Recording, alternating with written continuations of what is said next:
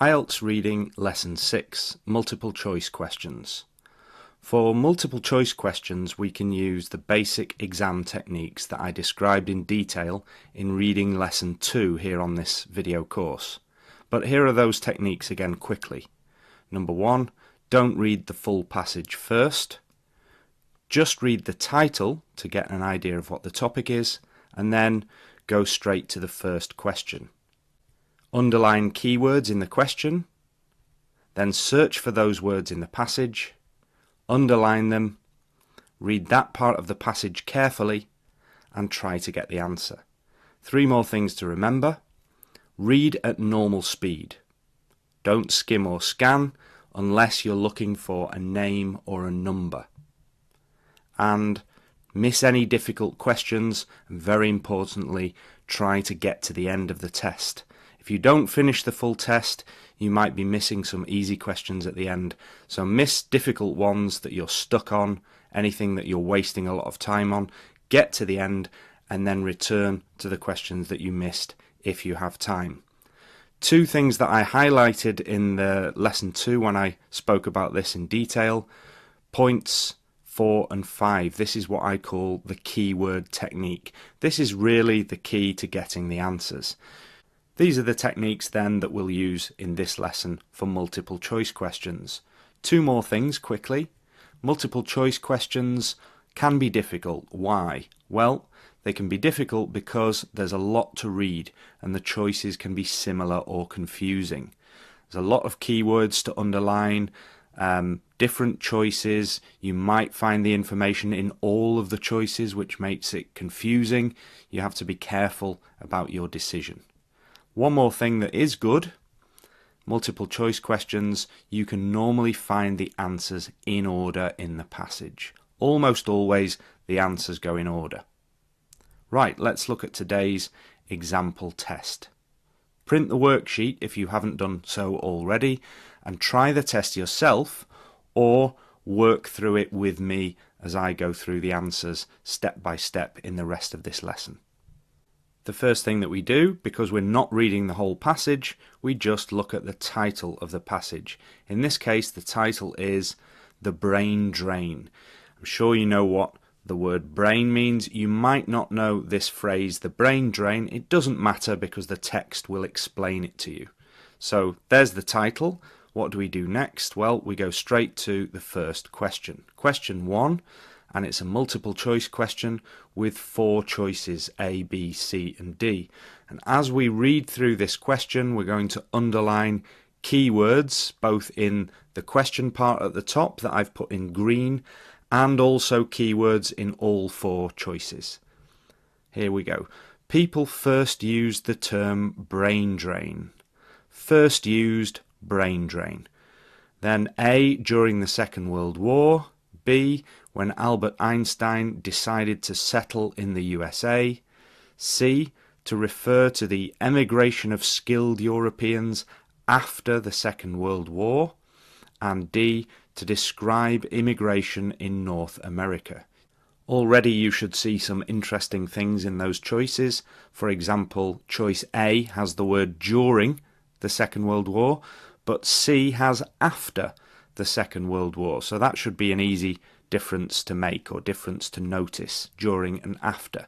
There are some words that you could quite easily scan for, Second World War, Albert Einstein, USA.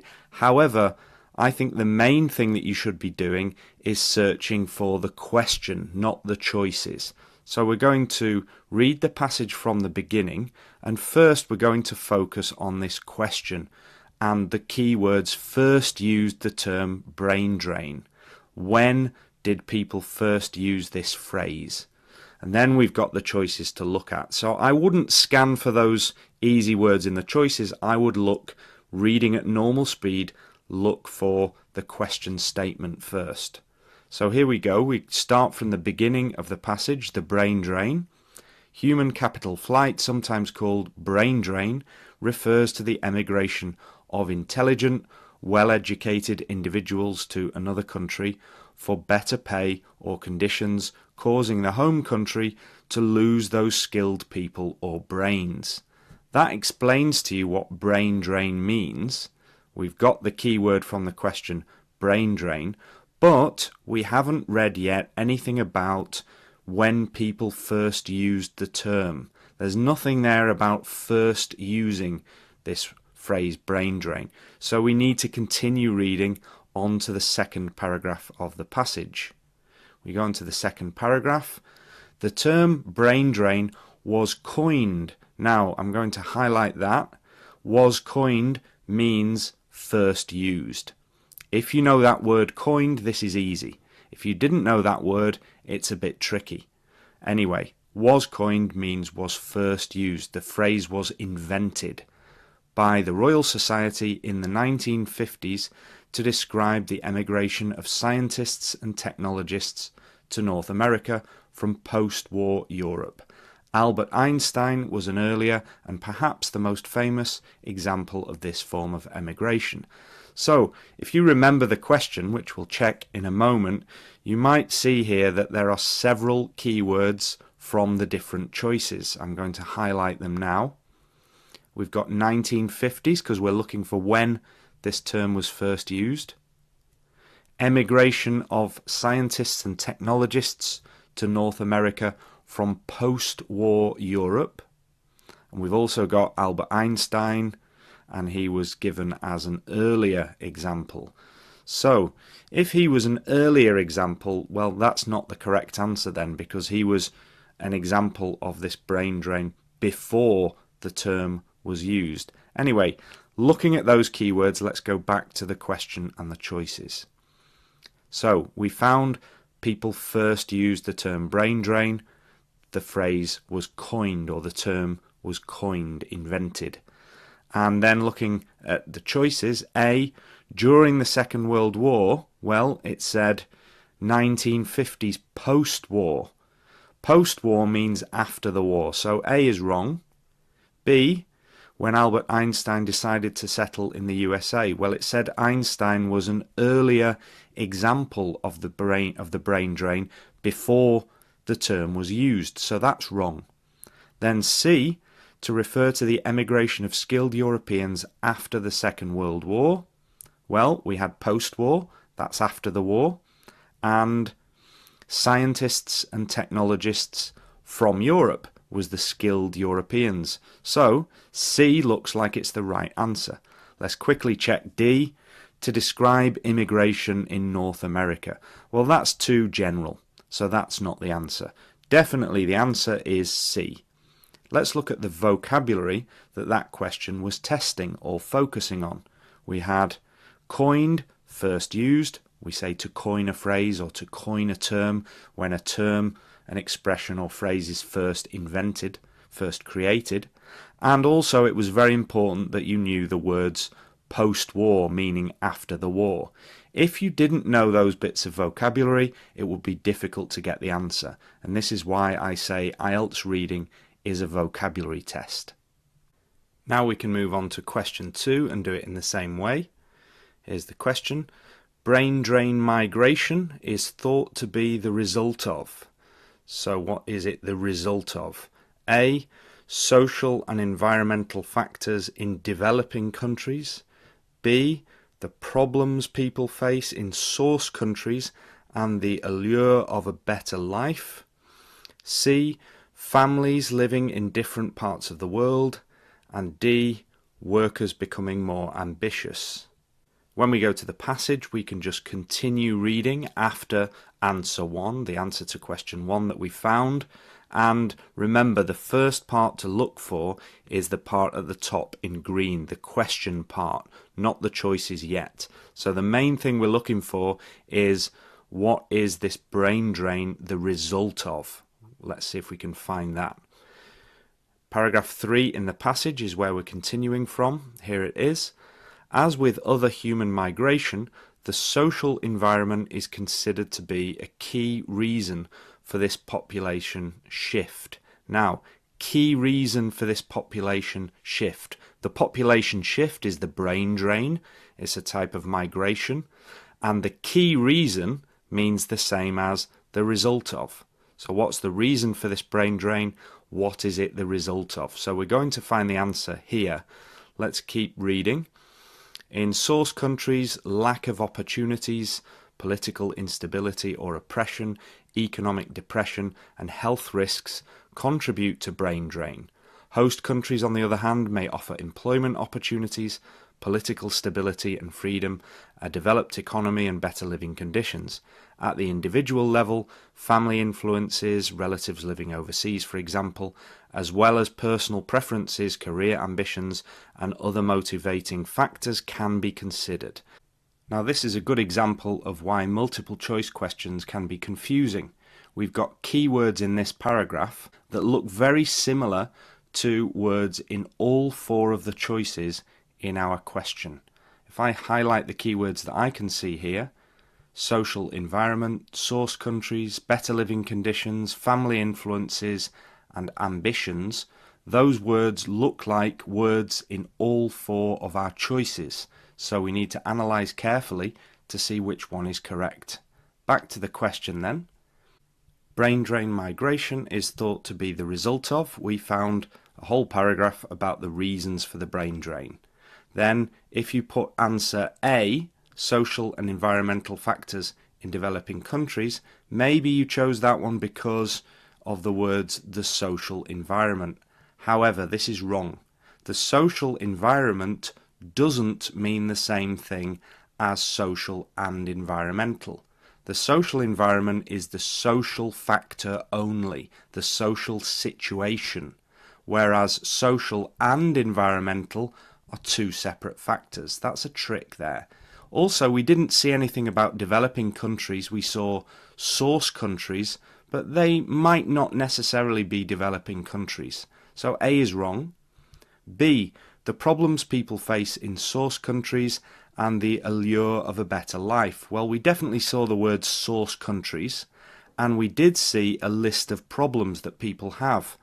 It said things like lack of opportunities, there was political, health, so there were problems mentioned in source countries, and the allure of a better life means the attraction of a better life, and it did say that other countries offer better living conditions. So B looks like it should be the answer. We're going to choose B, but quickly we'll check C and D. Answer C, families living in different parts of the world. Well, that is mentioned, family members living overseas.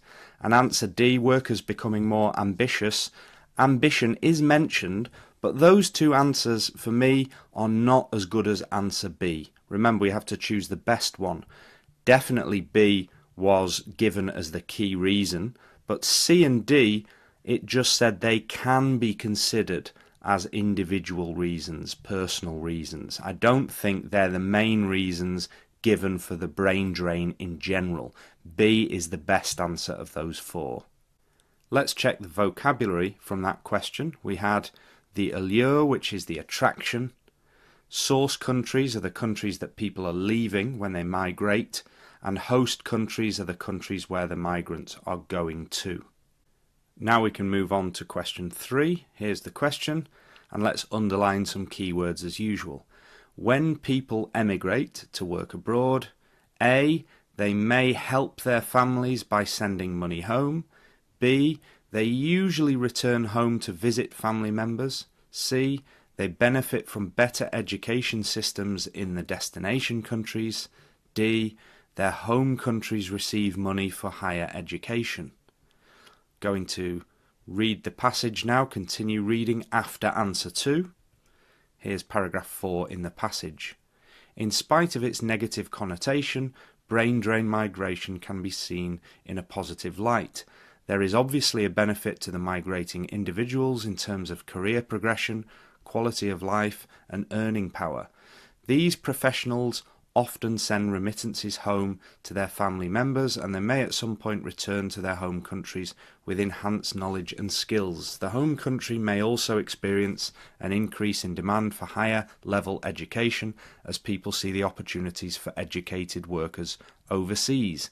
Let's underline some keywords in there that look like words we've got in our question and choices. Well, migrating individuals. This was what the question was about. What do they do? These professionals often. So this is going to tell us what they do. Send remittances home to family members. Something was mentioned about sending to family members. Also, may at some point return. Returning was mentioned in one of the choices. And demand for higher level education was also mentioned in there. Let's go back to the question then. When people emigrate to work abroad, we saw these professionals often. So when these migrants go abroad, what do? They often, now let's get the right answer from the choices. They may help their families by sending money home. Well, send remittances. If you know that word, this is easy. Remittances are payments that they're sending. So that means exactly the same thing as sending money home. And it did say to family members. So you should already be able to see that A is the correct answer. But as usual, let's always check the other choices just in case. B, they usually return home to visit family members. Well, it doesn't say that they usually do that. It says they may return with knowledge and skills, not necessarily to visit family. C, they may benefit from better education systems. Well, it mentions knowledge and skills again that they'll get, but it doesn't actually say that their education systems are better in the destination countries. And D, their home countries receive money for higher education. Higher education was mentioned, but it said the demand for higher education could increase, not about receiving money for higher education. A is definitely the right choice. If you knew the word remittances, this is easy. So the vocabulary from that, of course, is just this one key word. A remittance is money sent as payment or as a gift. So these people who've emigrated are sending money home to their families. And this question was clearly testing your knowledge of that word, if you knew that word or not. Moving on anyway to question 4, let's do the same thing. Underline some keywords. To curb the negative effects of a brain drain. To curb means to reduce or to stop. So how do we stop the negative effects? A, most countries promote innovation. B, all governments have policies to stop skilled workers leaving. C, Indian migrants are expected to send financial contributions home. And D, schemes have been implemented in some countries to bring migrants home. For this one, I'm going to give you the answer first, and then we'll look at why. The answer is D. Let's look at why that's the correct answer. Here are the words that were mentioned. Instead of schemes, there was the word initiatives. Instead of implemented, we saw established. In some countries, some governments. And to bring migrants home, assist professionals to return to their home countries. So we've got very clear keywords showing you why this is the correct answer. Let's quickly check why the others are wrong. A, most countries promote innovation. No, it says the destination countries' innovation is promoted there, the countries that people are moving to, but it doesn't say most countries in the world, it's just the destination countries. B, all governments have policies to stop skilled workers leaving. No, it said just some governments do. And C, Indian migrants are expected to send financial contributions home. It doesn't say they send any money home, it just says they are expected to eventually contribute to the country. So one day they will give something back, maybe when they return home to work.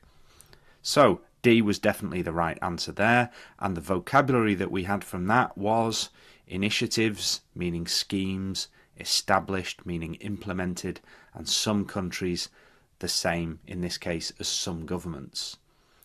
That's the exercise finished. Let's just review very quickly with some keyword tables. Here's the keyword table for question 1. When you're practicing and preparing at home, it's a good idea to make these tables to keep lists of useful vocabulary. So we have keywords in the questions and similar words in the passage. If you remember question 1, we had people first used the term was coined to refer to describe skilled Europeans, scientists and technologists from Europe, after the Second World War, in the 1950s, post-war. Question 2. Brain drain the result of something, contribute to the brain drain. Problems people face, lack of opportunities, political instability, etc. Allure of a better life, offer better living conditions. Number 3. When people emigrate, migrating individuals, help families by sending money home, send remittances home to family. And question 4. To curb negative effects of brain drain, to retain skilled workers. So not losing skilled workers is reducing the negative effects. Schemes have been implemented, initiatives have been established. In some countries, some governments have, to bring migrants home, assist professionals to return to their home countries. And that's the end of this lesson about multiple choice questions. Remember, if there's anything that you're not sure about, you can watch the video again or reread the worksheet. In the next lesson, we'll look at matching names questions, where you have to match from a list of names with certain information from the passage.